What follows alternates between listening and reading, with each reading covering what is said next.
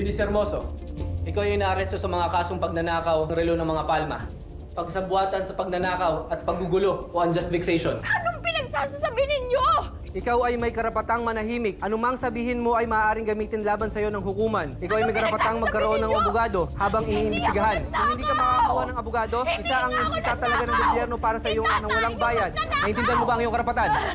Binintang mo kay Tata ang pagkakanakaw ng relos ni Vincent.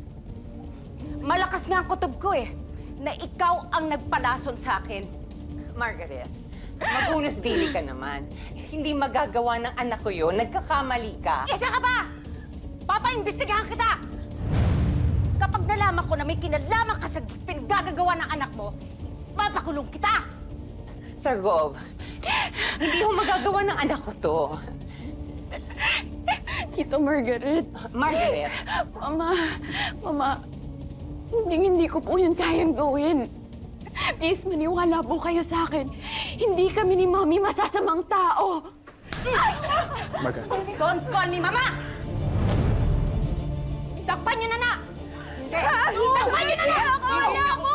no!